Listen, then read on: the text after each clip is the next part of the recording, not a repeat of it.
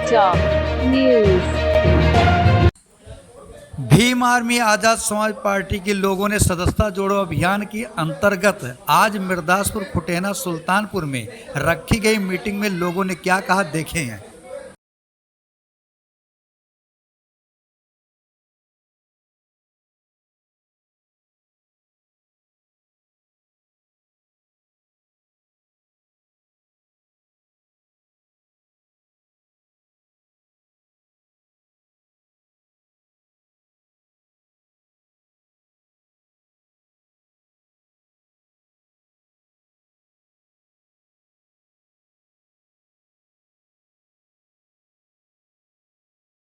लोग आए हैं, हमारे पार्टी के पदाधिकारी हैं जो इस क्षेत्र के हैं, उनसे निवेदन है कि किसी को अगर कोई परेशानी होती है तो सबसे पहले वो पहला कोई भी प्रकरण होता है सबसे पहले मुझसे संपर्क कराएं, क्योंकि अगर वो गलत जगह जाते हैं तो उनकी धन जो हमारे समाज में दलाल लोग बैठे हैं उनका अनावश्यक धन बर्बाद करते हैं, उनको गुमराह करते हैं और उनका काम नहीं होता, अंत में वो थक हार के अपने घर पे बैठ जाते हैं।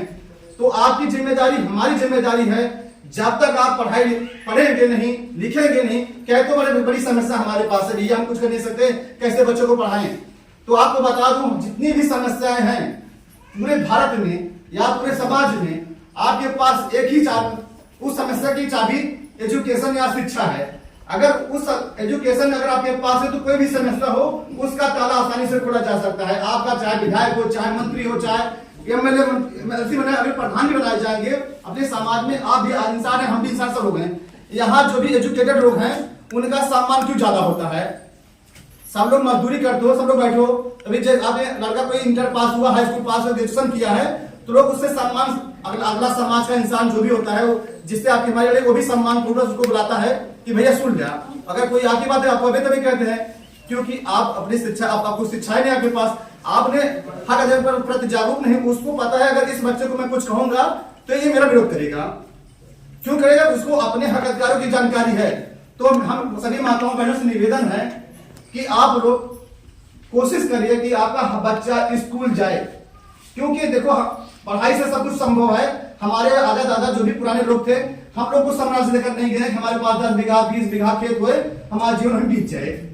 है किसी के पास? नहीं है। अपने अगल बगल देख लीजिए, जो पढ़ाई लिखाई की है, आज किसी का बेटा नौकरी कर रहा है, उसका पूरा परिवार खुशहाल जिंदगी जी रहा है।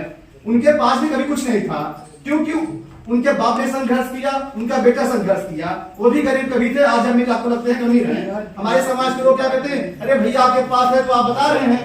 मैं कह रहा हूं कभी मेरे पास कुछ भी नहीं था, हमारे माता पिता ने संघर्ष किया या आपके जो बच्चे संघर्ष किए। मैं कह रहा हूं अगर आप पढ़ाई लिखाएंगे, ये मान चलिए कि आप जीवन आपका जो एक उम्र है आपकी तकलीफ मिलती, लेकिन बुढ़ापा का तकलीफ में नहीं मिलेगा, क्योंकि जब बच्चा आपका पढ़ा लिखा होगा तो आपको मान सम्मान से बुढ़ापे में आपको कम से कम कोई भी काम करेगा लेकिन आपका अपमान नहीं करेगा, क्योंकि उसको समाज में जवाब देना पड़ेगा अगर वो सामाजिक रहेगा तो।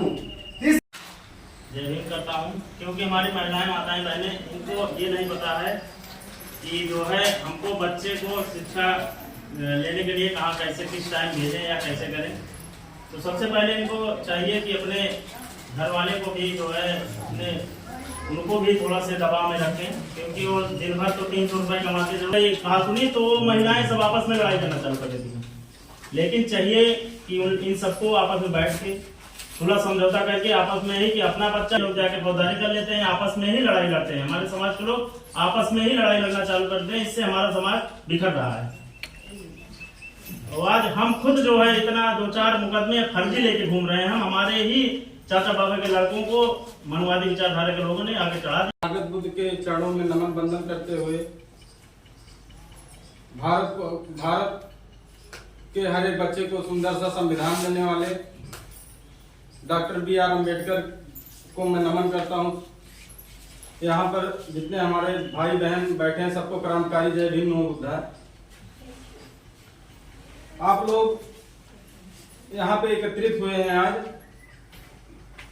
इकट्ठा होने का कुछ ना कुछ आशा जरूर होता है। हम लोग किस आशय से यहाँ पे इकट्ठा हुए हैं? हम लोगों का आशा ये है कि आप लोग यहाँ पे आए हैं, हम लोग इतने दूर दूर से आए हैं हम लोग इतनी दूर दूर से आए हैं, आप लोग यहाँ पे इतना गर्मी में पंखा भी नहीं चल रहा है, हम लोगों की बात को आप लोग सुन रहे हैं। सबसे पहले बात आती है शिक्षा की। आप लोग अपने बच्चों को शिक्षित करिए, नहीं तो हमारी आने वाली पीढ़ी जो है गुलाम हो जाएगी। हमारे आजा बाबा दादा जो करते चले आ रहे हैं, वो पहले मनवादियों के गुलाम थे, उनका खेत जोतते थे, हरवाही चरवाही करते थे, अपने बच्चों को पढ़ाते लिखाते थे। लेकिन अब समय बदल चुका है। पहले वही जमाना था कि उन लोगों के पास कोई दूसरा हथियार नहीं था, वो लोग पढ़े लिखे नहीं थे, कहीं नौकरी नहीं कर सकते थे, बाहर कमाने नहीं जा सकते थे। उन लोगों की उम्र को शिक्षित करिए। बच्चे शिक्षित हो जाएंगे तो अपने आप संगठित हो जाएंगे, और संगठित हो जाएंगे तो संघर्ष करना अपने आप ही सीख जाएंगे। उनको बताना नहीं पड़ेगा कि हमको कहाँ संघर्ष करना है, कहाँ संघर्ष नहीं करना है।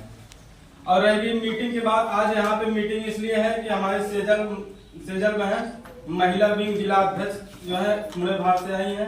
आप लोग ज्यादा से ज्यादा संख्या में यहाँ पे सदस्यता ग्रहण कीजिए और भाई के चंद्रशेखर के बताए हुए रास्ते पे चलिए, क्योंकि चंद्रशेखर भाई जब वोट से मजबूत हो जाएंगे, सत्ता में आ जाएंगे, तभी आप लोगों की मदद कर पाएंगे। मदद तो आज भी कर रहे हैं, सत्ता में न होते हुए भी हम लोग के दलित, शोषित और पीड़ित के साथ दिन रात लगे रहते हैं। और जब जिस दिन सत्ता में आ जाएंगे उस दिन जो है भाई हम लोगों के साथ, मुझे पूर्ण आशा और विश्वास है कि जो है चंद्रशेखर भाई हम लोगों के साथ कंधे से कंधा मिलाकर चलने का काम करेंगे। तो आप लोग से निवेदन है कि ज्यादा से ज्यादा संख्या में आज यहाँ पे सदस्यता ग्रहण कीजिए। इसी के साथ मैं अपनी वाणी को विराम देता हूँ। सभी माताओं बहनों भाइयों को जय भीम, नमो बुद्धाय। इकट्ठा हुए हैं आज हम लोग आप लोगों की समस्याओं को सुनने के लिए, आप लोगों को आजाद समाज पार्टी से जोड़ने के लिए यहाँ पर इकट्ठा हुए हैं कि आप लोग ज्यादा से ज्यादा संख्या में हमारी आजाद समाज पार्टी की सदस्यता ग्रहण कीजिए और भाई के हाथों को मजबूत बनाइए।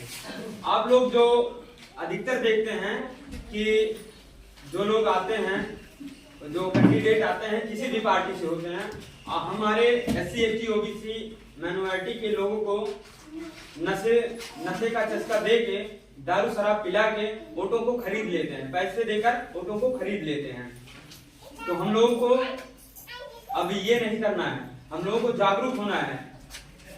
हम लोग अपने चंद्रशेखर भाई जो हमारे एक उभरते बहुजन समाज के उभरते नेता हैं, हम लोग उनके हाथों को मजबूत बनाएंगे, तभी हम लोगों की समस्याएं दूर हो पाएंगी। नहीं तो हम लोग जैसे सताए जा रहे हैं आज, वैसे आने वाले टाइम में भी सताए जाएंगे। हमारी सुनवाई न थाने पे होगी, न जिले के SP कार्यालय में कहीं नहीं होगी। सब पैसे देकर खिला पिला कर बैठा दिया जाता है, रफा दफा कर दिया जाता है सारा मामला। मैं आप लोगों से कहना चाहूंगी कि आज मैं यहाँ पर जो मीटिंग रखी हूँ, अगर किसी भी बहन को कोई भी समस्या होगी आप लोग मुझे बताइएगा। आप लोग की लड़ाई लड़ने के लिए तत्पर हूँ, इसीलिए मैं इस क्षेत्र में हमेशा दौड़ा मारती हूँ कि कहीं भी अगर मेरी बहनों को अगर कोई भी समस्या हो तो अपनी समस्या को मुझे बताएं। उनकी लड़ाई लड़ने के लिए मैं हमेशा तैयार हूँ। अगर कोई बहन को समस्या होगी तो आप लोग अभी बताइएगा। मैं इस क्षेत्र में इसीलिए आती रहती हूँ कि अभी यहाँ एक मामला है, जमीन का विवाद है, उस बहन की सुनवाई नहीं हो रही है। तो मैंने उसको भी आश्वासन दिया कि मैं आपकी लड़ाई लड़ूंगी, इसलिए मैं आप लोगों के बीच में आई हूँ, इसलिए मैंने यहाँ पर मीटिंग रखा है। आप लोगों की आवाजों को मैं उठाने का काम करूंगी। बस कि आप लोग ये जानते होंगे आजादी के 75 साल हो गए हैं। इन 75 साल के पूर्व जो भी हमारा दबाया है, कहने के लिए तो हम लोग आजाद हो गए हैं, लेकिन 75 साल पूरा होने के बावजूद भी जो भी आजादी मिली है, ये दो तरीके की आजादी मिली है। एक तो गोरे लोग जो अंग्रेज थे, उनसे पहली आजादी, काले लोग जो यहाँ के अंग्रेज के रूप में जाते हैं, मनवादी व्यवस्था के लोग, उनको आजादी मिली सर्वप्रथम। और दूसरी जो दलित, शोषित, वंचित लोग हैं, उनको आजादी दो प्रकार से मिली। एक तो पहली आजादी जो उनको मिली वो गारे अंग्रेजों के द्वारा आजादी तो मिल गई, लेकिन अभी भी जो यहाँ के काले अंग्रेज जो हैं, उनके द्वारा हम लोगों को आज़ादी अभी तक नहीं मिली है। हम लोग उनके द्वारा आज तक दबाए जा रहे हैं, शोषित किए जा रहे हैं। ये हमारा बड़ा ही दुर्भाग्य है। इसी सब चीज़ों को देखते हुए हमको अपने समाज के विषय में जानना है और ये देखना है कि हम कैसे इनसे उद्धार पाएंगे। साथियों, हमारा प्रयास कैसा रहा कमेंट बॉक्स में जरूर लिखें। चैनल पर नए हैं तो सब्सक्राइब, लाइक, शेयर करना ना भूलें। धन्यवाद।